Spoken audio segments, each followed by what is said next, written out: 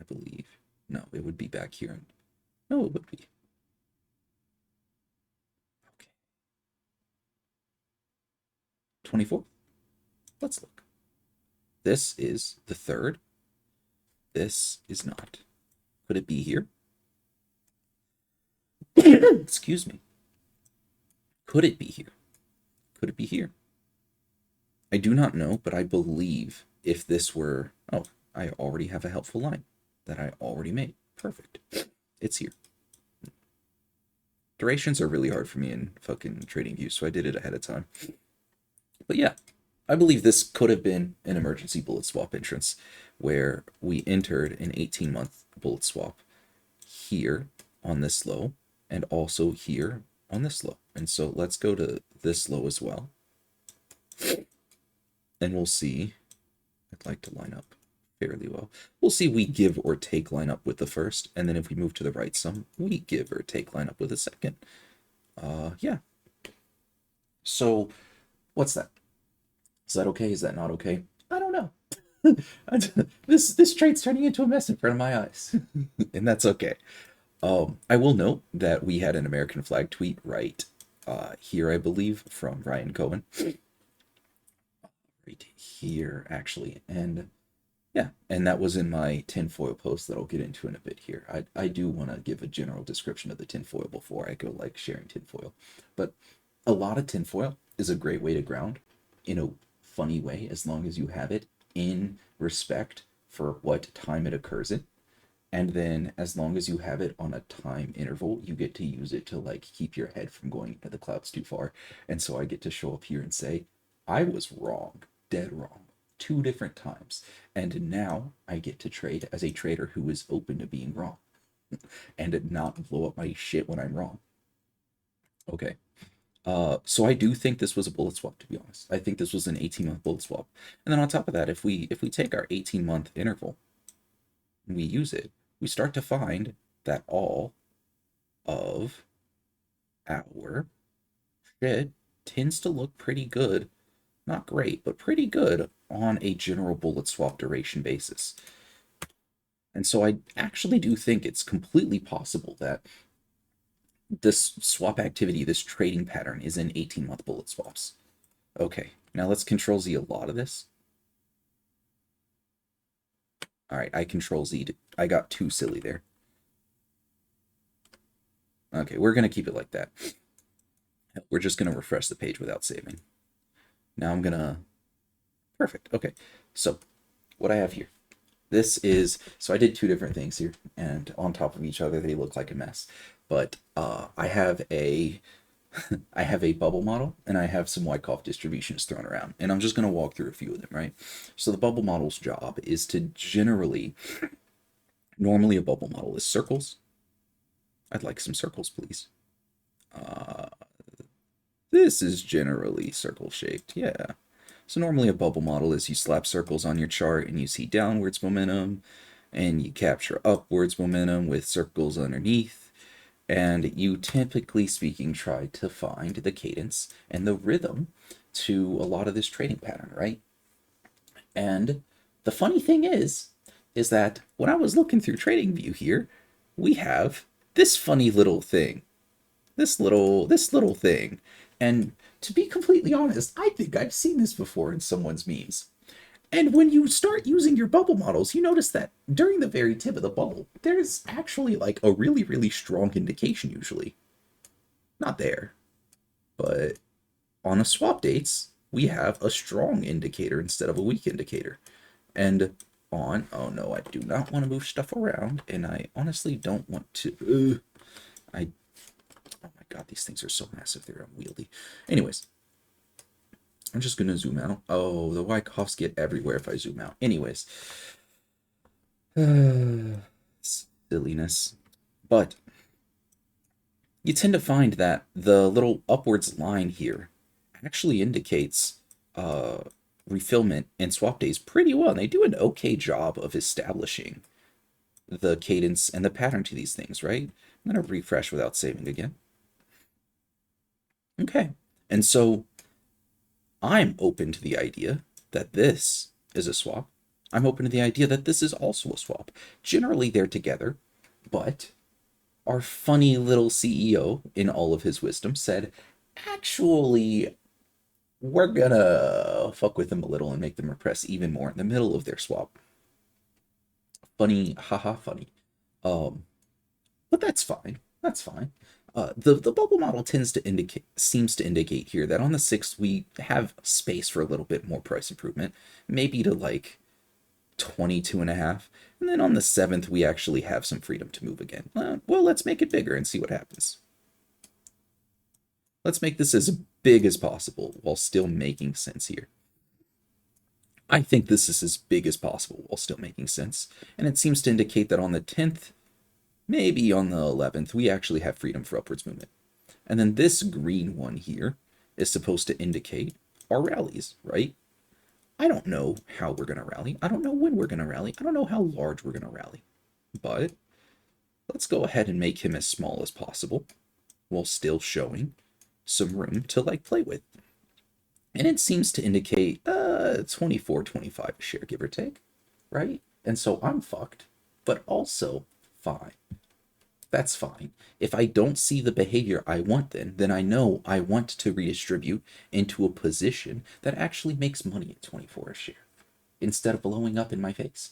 And so if I don't see any upwards movement that I want, then I'm 100% rolling these into something with a lower target or a farther out target, and we'll talk about that in a bit. Okay, so this is what T plus 2 looks like. This is, let's say we move the model to the left 2 days because they have the capability to move the model like that. They have the capability to move delivery. It does seem to match up with this little uptick. It does seem to match up with this uptick. It does seem to match up with this volatility and this downward movement. But if it's true, then on the 7th, something's different. Something's very different on the 7th.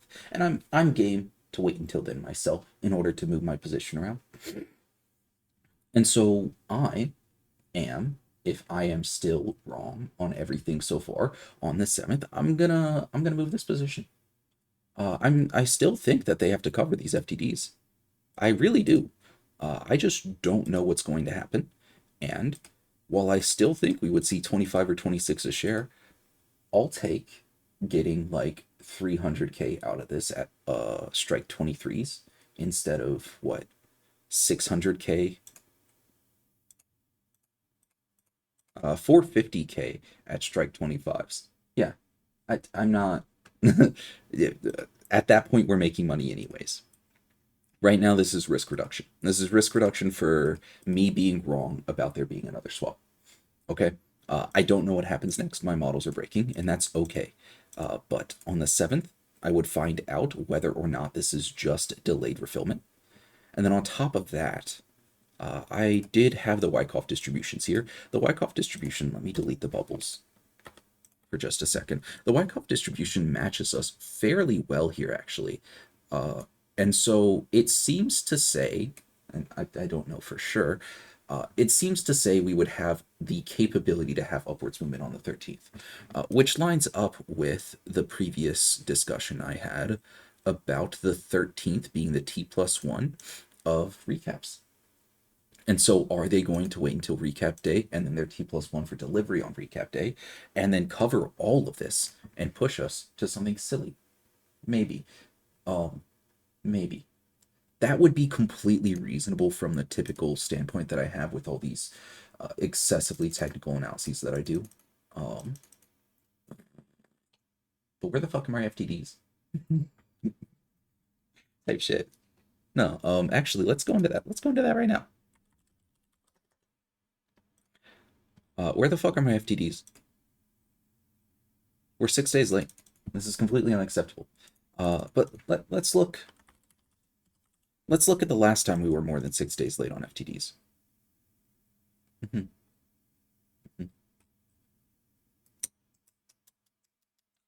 Not very often. Oh, sorry. Here we are. Last time we were... Oh, that's 2009. We're not playing 2009 here, sorry. 21 days late on October 31st of 2023. Let's look at October 31st to November 21st of 2023. Ooh, ooh, ooh. 2023. Just zooming out. I don't care if my old model starts to look horrible. Okay, this is it. October. Numbers are hard, man. October 31st. Here. We were supposed to see FTDs here. Let's put a mark. We got them. November 21st.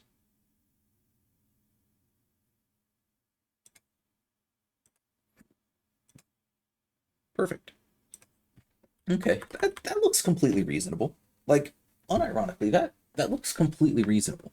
Let's take that and let's offset it t plus 30.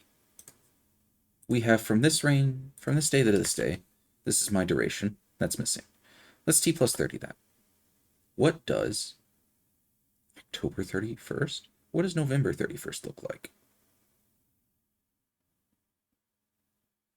Here we are. Huh, yeah. Yeah. So you would have forewarning.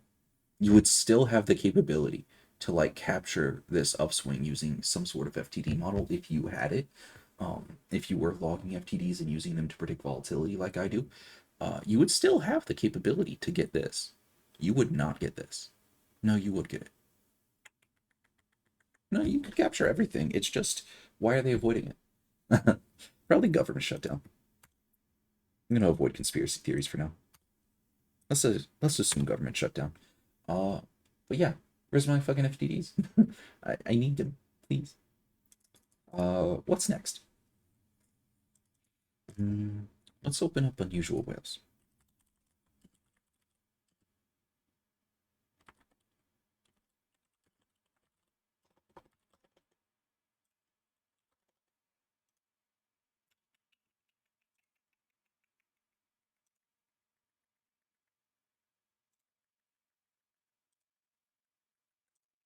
I am looking for a thingy-majigger. A majigger of the thingy variety. On unusual whales. Because I have completely forgotten what it is. Perfect. I want institutional ownership. Because it is institutional filing season. That's what my notes say. Perfect. Insiders. Actually, I don't care. We're doing this though. We're doing this the easy way.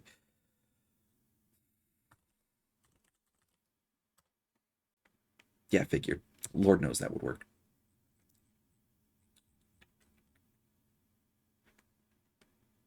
Okay. I'm seeing green. I'm seeing very much green. I'm seeing a lot of green.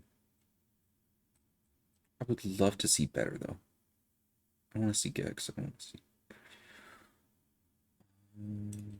Let's grab this URL. This is Quiver Quant instead of unusual whales.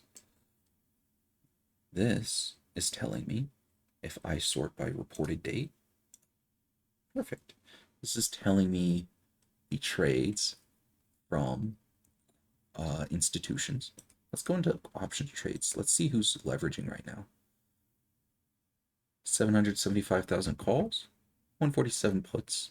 Same guy. 506,000 puts, but 97,000 calls. So I'm under the impression there's a call skew here, a relatively heavy call skew. And with that, yeah, here we go. Institutional activity so far into this institutional filing season looks really good. Let's just leave it at really good and move on.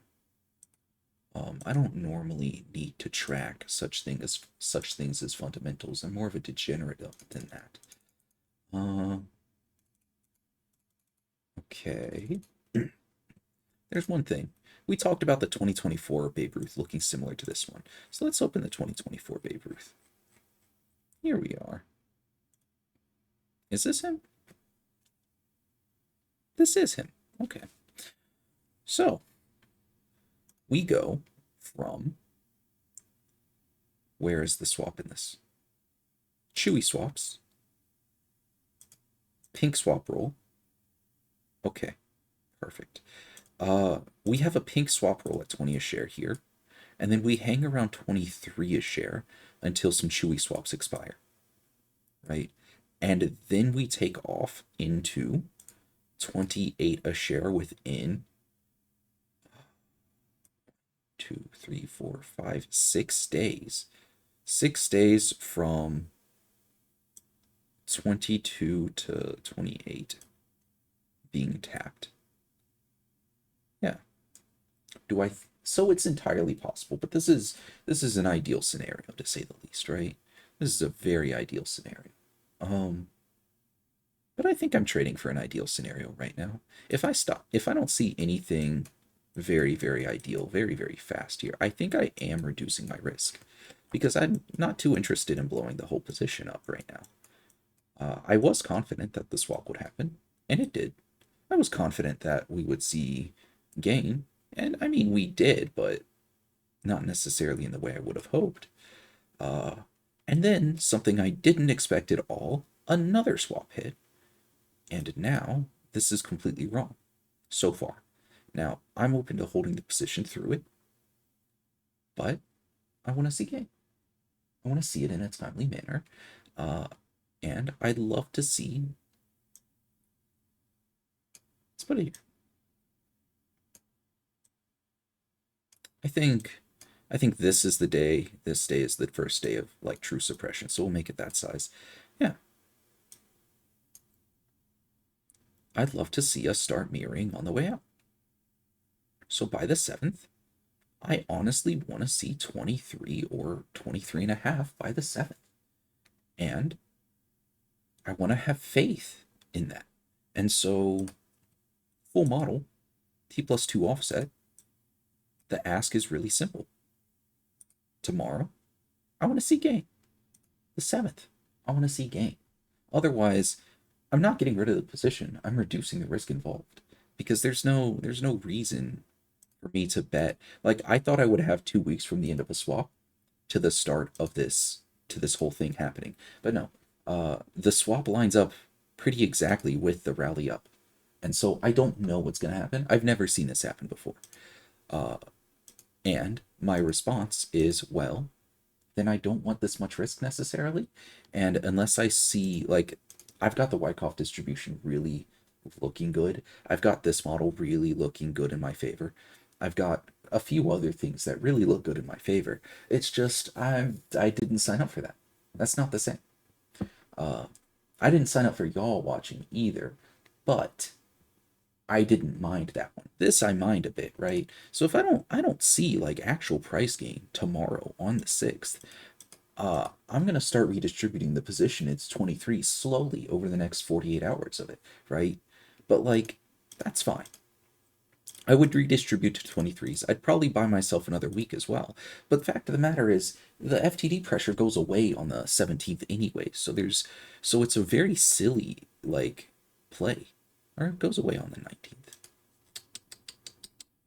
And hell, it could extend if I see my fucking FTD data for once in my life. And so the FTD data could be hiding an actual rally here that I don't know of, because it's opaque to me. I don't know. That's fine. Let's go to the ETF model.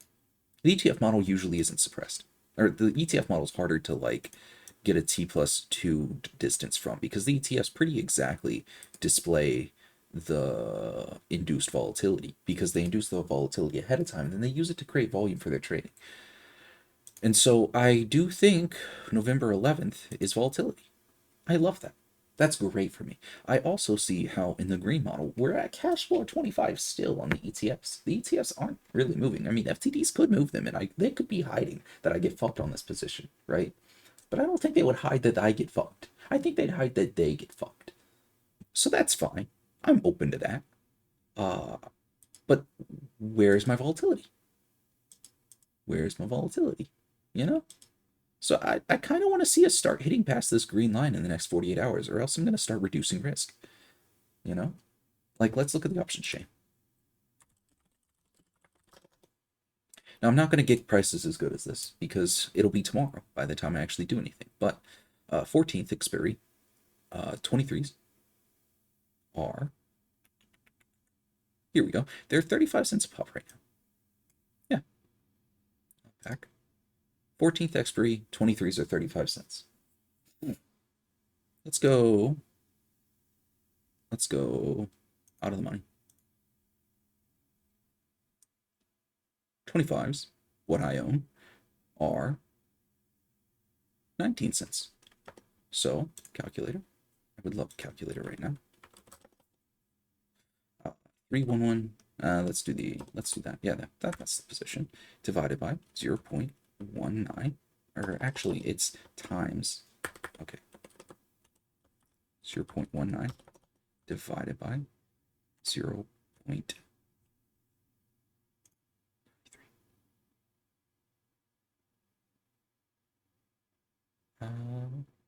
5.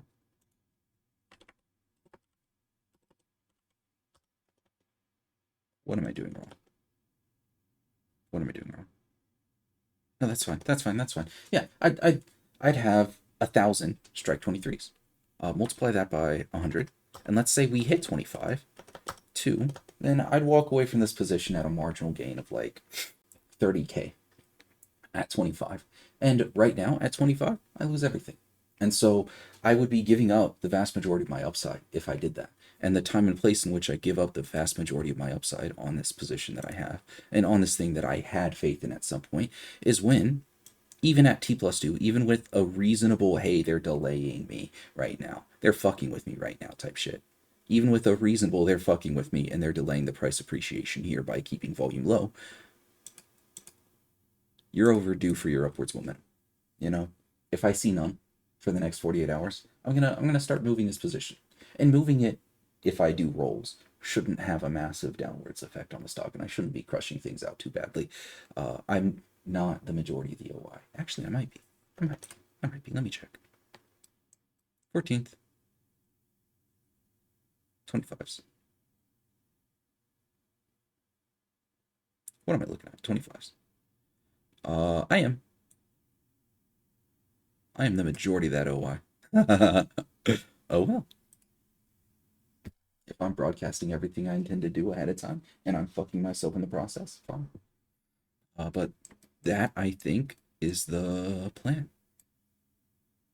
Is there anything else I'm missing? Let's talk about XRT. XRT had something interesting going on. I don't know if I've opened it yet. No. Let's just open up XRT. La-di-da-di-da. La-di-da-di-da. I believe in Yahoo Finance. Great, but I want to see a 1-month chart. Look, we're uppies, but that's nothing more major. Hey, look, we have 16.3 million volume. That's interesting. How often do we get 16.3 million volume? Not very often. When was the last time I saw 16.3 million volume? 4/9/2025. What about here? This is lower. It's 11/25/2024. So let's start at 4/9/2025. This is the last time we saw so much XRT volume. April 9th, 2025.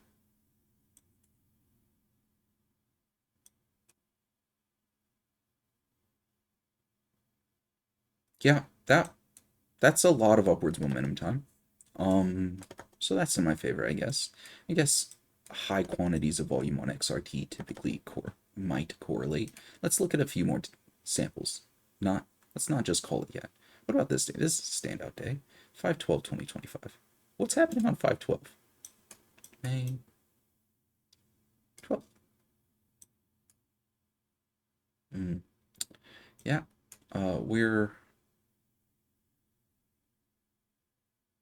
We are in the process of recovering. I would call that upwards momentum on the calendar there. How long does that take? 1, 2, 3, 4, 5, 6, 7, 8, 9. So 2 weeks. It takes 2 weeks to get from that to actual true upwards momentum. Well, my contracts close in 1, 2, 3, 4, 5, 6, 7. Might be fucked. I might be fucked. But yeah, it's interesting. It tends to correlate. It actually does. Let's do it one more time. Let me just make sure I'm not losing it. What about over here? What about over here? 11/25/2024. What happens on 11/25/2024? Need to go pretty far back.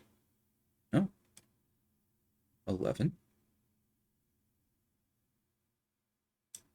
Yeah, that tends to correlate.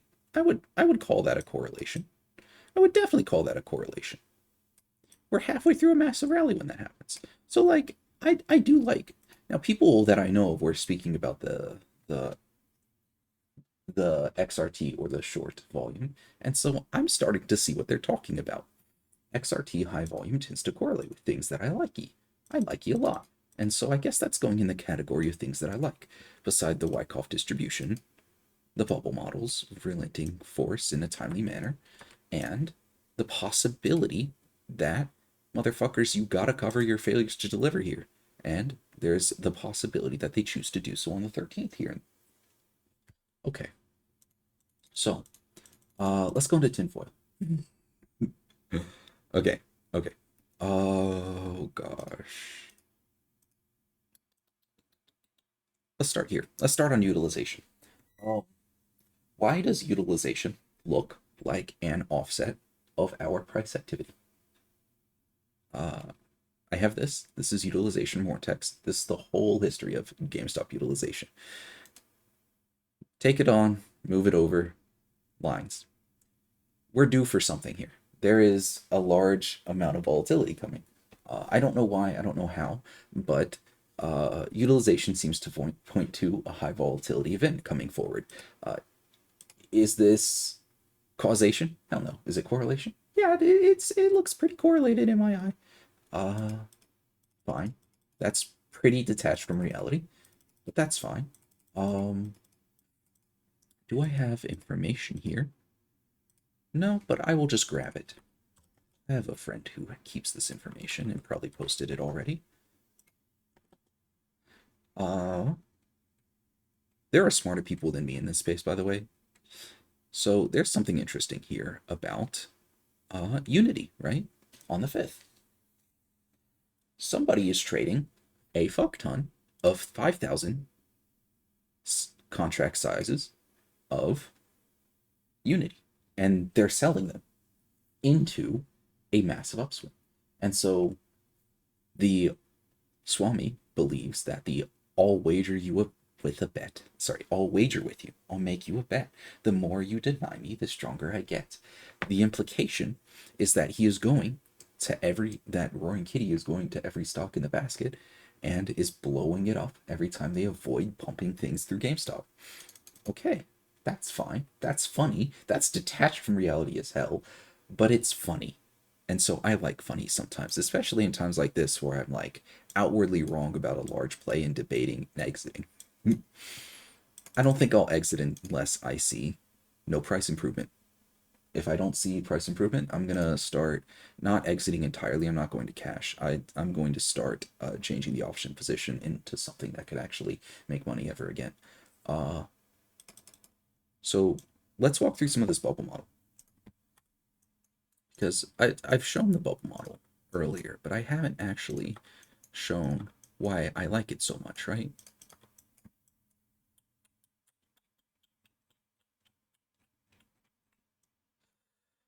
This will do. Everything's a bit too big here, actually. That looks good. This all looks good now. So here's the down bubble. This is too big.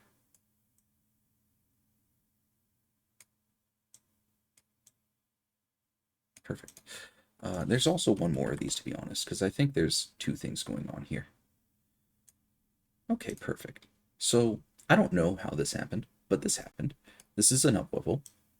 This is down. This is down. This is very up. This is down. This is up. And I mean, we can just look. And we can see how drawing the bubble based off of. So if we cover, let's take something. Let's cover that part of the screen. Actually, that doesn't work necessarily. I'm a little silly. But if we cover that part of the screen, we can generally see our rally happen on the outside, on the exit, right? We can see when suppression is going to stop ahead of time. We can see how suppression is going to reduce. This has to be, keep it there. We can see how suppression is supposed to end afterwards. So we place the bubble on the first day. We see price improvement apparently. Oh, that's a little silly. First day we see price improvement. Or actually the day before we see first price improvement. Perfect. And then we size it up. Interesting. Not all of these make sense. This is me doing bubbles. This is doing bullet swap shenanigans where I'm trying to figure it out. But lowest day.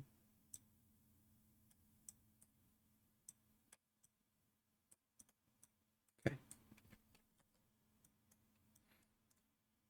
Lowest day. Actually, lowest days like this.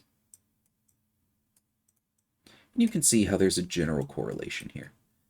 It's very nice. I like the look of the bubble model, to be honest. I think I might keep this around and have it sitting around in a back pocket somewhere. But I do like the bubble model here. I also like the Wyckoff distribution because it generally points to upwards momentum right at the correct time to exit this bubble. So we discussed the Wyckoffs, we've discussed the bubbles, we've discussed T+2.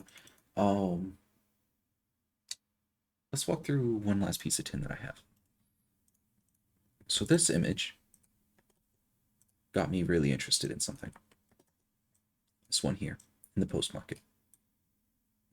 Because it looked a lot like us. And it looked a lot like the... Let me do a few control Z's. I want the Wyckoffs back.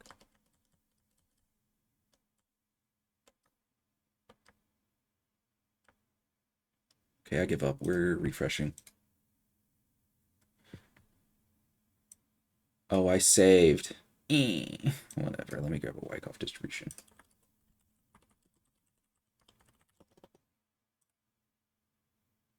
I'd like the inverted. I'd like the inverted Wyckoff. I'd like the inverted Wyckoff.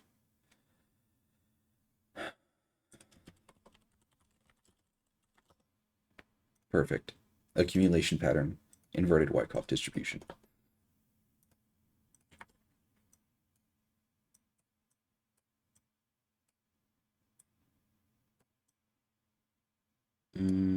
Too much.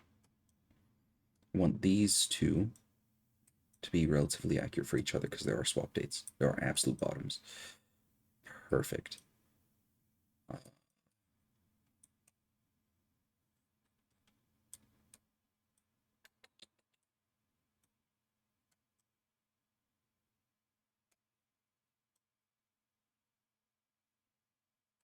Okay, I'm going to keep it like that for now. It tends to point to a... Doesn't point. Jeez.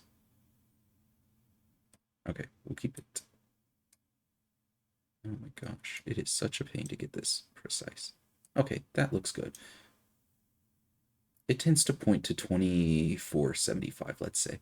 Let's say it points to 2475 for the exit, right? Let's say we go through the whole pattern here, this whole entire thing, down and up and down and up. It points there, right? The thing that I was really interested in here, more than anything else, was, and this is I think the last thing I'll bring up tonight, was that this pattern looked a lot like how we go through our accumulation cycles. It very much looked like us. Now, I'm going to have to like zoom out some to get this actually included properly. I'm going to move the Wyckoff, make him really small, and move him out of my way because I just wanted to show that he's present, but getting two of these lined up at the same time is proving to be annoying. This looks like us. This looks like us, you know? It is entirely my suppressed model. Actually, I need to reassign this suppressed. Actually, I know how to do that. We're just going to grab the suppressed value, the entirety of the...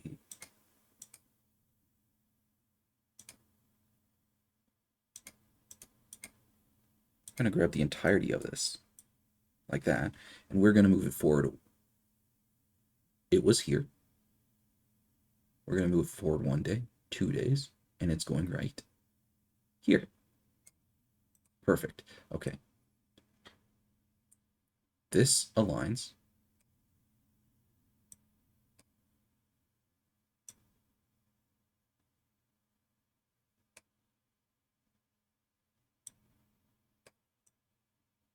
Yeah. Okay. That's my tinfoil. That's as deep as my tinfoil goes. I don't want any more. I'm looking for converging concepts. And I have a weird image in the post hours of Robinhood. That's too weird for me. This is the April rally. This is the previous rally. This is the suppressed value that I had pulled in. The entirety of it being indicated moved away. But yeah, this is the suppressed value that I had in my model. Here's the April rally. Here's the previous rally. Here's when my play ends. And so with all of that, there is a possibility that we have this much uplift. Possibility. GameStop stock tends to fucking teleport upwards sometimes, and it could do it right after this, but chances are slim. And for me, the time and place in which I start repositioning is going to be Thursday and Friday if I don't see the model reflected here. And I'm not getting rid of the position entirely. I'm rolling to a strike price that would actually get me fulfillment in a like reasonable world. Like I'm pretty much stuck with this position on a certain level, I guess. But yeah, I still think the FTDs must be posted. I just also think they could post it on the 18th because I want 2 weeks type shit. What else is there? No, that's it. I looked for a lot of back tests. It took me a minute to look for this many. I looked for a lot of explanations for why we could be so far down. It took me a minute to find T+2 could be possible for this chart and it could line up generally and look good for our actual accrual periods. Like for our actual accrual periods, an offset of T+2 does line up. And it consistently has the capability to line up during rallies of all things. And so it's possible. Is it likely? I don't know. Is it possible? Yes. Is it possible we exactly follow the Wyckoff distribution? Of course. Is it possible we exit this swap and then immediately rally? Hell yes, it's possible. Is it what I wanted to bet on? No. Am I open to it right now? Yeah, I'm open to it. This is entirely possible in my mind. But if I don't see evidence that we have started to do so to prove this in the next, let's say after Thursday, then I'm not going to be in this position type shit. I'm going to be rolling into something more reasonable at that point. Yeah, that's it. That's it. Now the expression of exactly how and why I've been wrong is obvious. This is a swap. Here's the swapinator. Oh, that's actually the bottom finder. Let's grab the swapinator.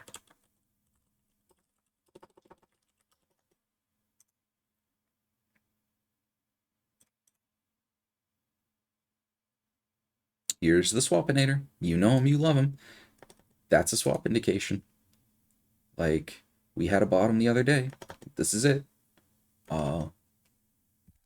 Yeah, that's a swap. Why are we having a swap during FTD cycle? I don't know. That probably sounds really expensive and dumb, but we are. And the actual peak of the FTD cycle is still inside of the range of my contract, but I'm not sure this is smart for me. So if I don't see us ending this swap cycle and starting a rally soon, then I'm gonna roll to 23s and probably forward a week or something like that. Something that's reasonable that like makes back most of this if I'm generally within the right ballpark. That's all. All right. Take care, everyone. Have a good night or morning, probably because most of you aren't going to be watching this at like 1:30 in the morning when I'm recording it. But stay safe.